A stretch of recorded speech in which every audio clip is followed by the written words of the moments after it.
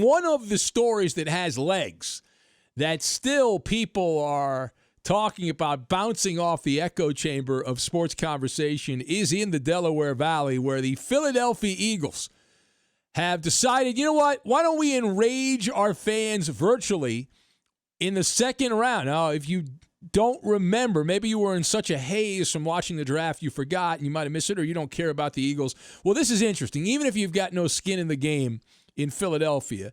So the Eagles, who somewhat recently locked up Carson Wentz as their franchise stalwart at quarterback, used the 53rd overall pick in the 2020 draft to select Oklahoma quarterback Jalen Hurts.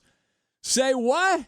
And the crowd goes wild, or in this case, the crowd goes ballistic at the decision to take the quarterback. Huge holes in the secondary at the wideout positions, and they need depth. They need depth at those positions, and it was rather odd, I think that's being kind, that the Eagles would go down the road, which is rocky. It's a rocky road, and I'm not talking about Rocky the boxer as far as quarterback is concerned. Now, to be kind, the reviews are mixed, so let us discuss the question, are the Eagles daring or are the Eagles dummies for taking a quarterback in the second round? Now, here's the way I'm going to answer this. They are daring on the brink of reckless is the way I'm going to answer this. But I'm going to lean more towards daring as opposed to dummy, although I am not on Team Hurts. So I'm going to walk you through this. I'm going to hold your hand. I'm going to walk you through this.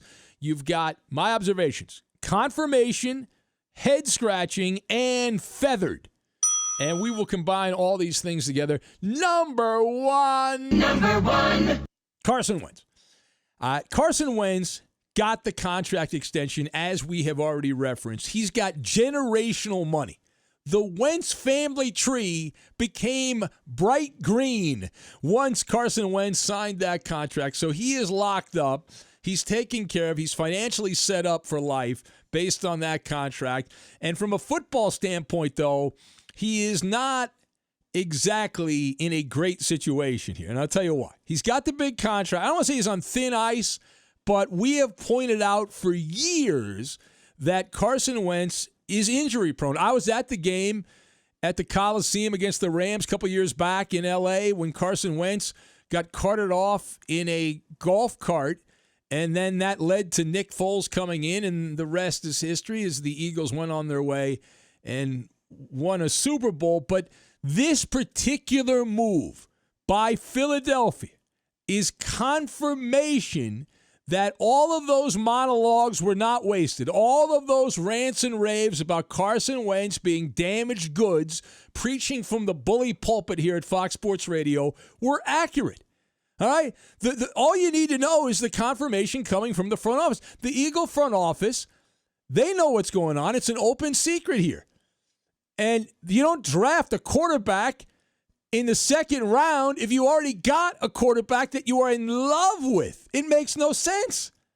All right, and undaunted, I'll give the Eagles this. All right, undaunted by the criticism, they are attempting to do the right thing. Now, the execution is where I have a problem with it, but they are looking out for the long-term health of the quarterback position in Philadelphia. You have to have options. You got to have options. And as the old line goes from the bumper sticker back in the day, that fortune favors the bold. And a few seasons ago, they had Nick Foles. Mentioned that they went on that run. They won the Super Bowl. Hallelujah. Now he's long gone. He's not walking through that door anytime soon. It's not going to happen. Went to Jacksonville. Now he's in Chicago. And so last season, when Philadelphia had to get a backup quarterback, they scrambled. They had a couple guys and he got hurt, and so they ended up signing a high school football coach from North Carolina to caddy for Carson Wentz. And then he actually had to play. That guy had to play because Carson Wentz was hurt against Seattle and Jadeveon Clowney in the playoffs, remember? And Josh McCown, that high school football coach from North Carolina, he came in there. He was called into active duty, and he played all right, but come on. And so Philadelphia is hoping to avoid having to sign another old geezer this particular season. Now, the second thing here, All right, so the Eagles, while they are singing the praise, I've read a lot of the comments coming from the Eagle front office, Howie Roseman and these guys are singing the praises of Carson Wentz. They are rhapsodizing about his leadership skills. They're raving about his talents. And they say, well, we gave him the contract. I gave him the contract. They have been effusive in their praise for Carson Wentz, which is really nice. I mean, you want to have your boss say how great you are. I think we all want our bosses to tell us, man, you're very valuable.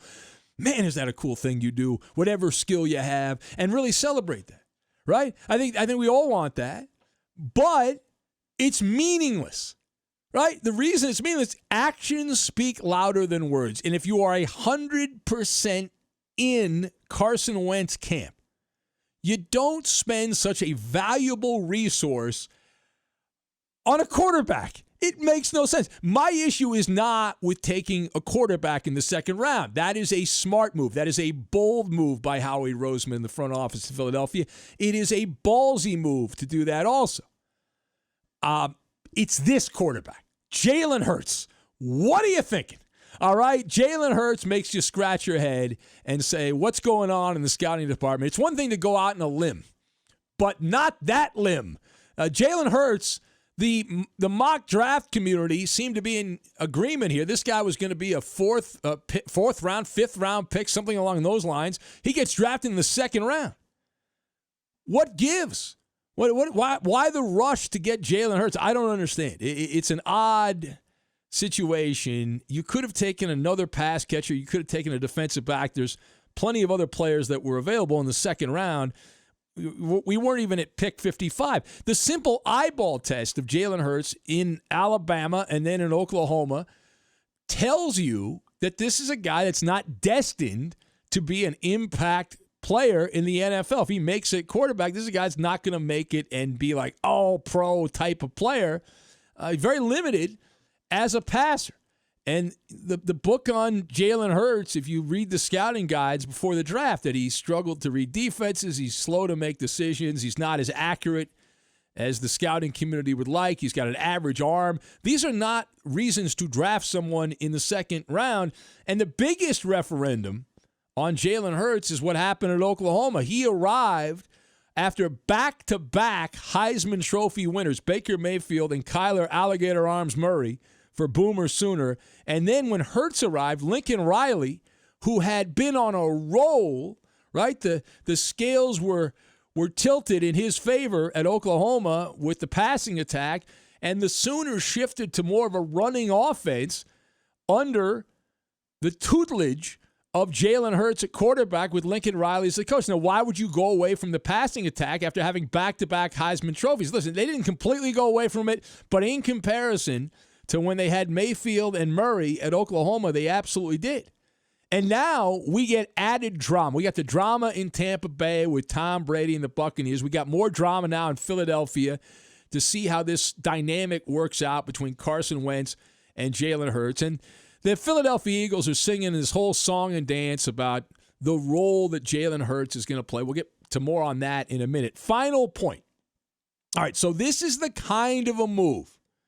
We've been doing this a long time here. This is the kind of the move that either gets you kudos and a bunch of copycats around the NFL where other executives do similar things, or you walk the guillotine and you get the pink slip. There's no middle ground here. There's no wiggle room between the extremes. Either you're a genius and you're an originator and all this stuff, or you're the village idiot and they get rid of you. Howie Roseman is putting his neck on the line here. And, he's the guy that talked about how great and warm and fuzzy the Eagles feel about Carson Wentz. And they said, yeah, we'll give $128 million extension, which is great. However, in gambling terms, all right, drafting a quarterback in the second round when you've just given out a $128 million extension, not all of it guaranteed, but nonetheless, drafting a quarterback in the second round is akin to hedging your bets. All right, that's what this is, hedging your bets. You spent a top 55 pick on a player, Jalen Hurts, who, if everything goes right for you, will never play quarterback for the Philadelphia Eagles. Think about that. If everything goes the way it's supposed to go and Carson Wentz suddenly does not become the boy in the bubble and is able to play, then Jalen Hurts is not a quarterback. So Roseman is either going to be the dashing, swashbuckling genius, or he's going to be tarred, feathered, and run out of Philadelphia by a mob of guys like our friend Fats in Philly, who's burned his hair up last week while watching the first round of the draft. All right, now who should the Eagles have taken if they did not take the player they ended up taking, in this case Jalen Hurts? Well, we'll see. They're going to be haunted also. Howie Roseman, Van Jefferson, who was drafted by the Rams out of Florida, Denzel Mims, the wide receiver who went to the Jets. There's also a couple defensive backs that were drafted shortly after the Eagles pick. Those players are going to be compared to Jalen Hurts on their impact in the NFL. And for better or worse, this is not just unconventional. It is unprecedented in the modern era of the NFL draft. This is virgin territory. There are two ways this is going to work out, as we've said. One is Carson Wentz gets hurt, Jalen Hurts steps in, and he plays well. He plays well like Nick Foles. The other scenario is Jalen Hurts steps in for Carson Wentz and sucks out loud. He's a neophyte, can't get it done. And the only way Jalen Hurts can help the Eagles is to contribute as a gadget player. And I would like to address that, the gadget player thing here, because I've read several pundits talk about how, well, this is great, Jalen Hurts, you can put him out there, you can do a little bit of this, they play quarterback, he's a running back, you can put him at wide receiver, maybe even tight end.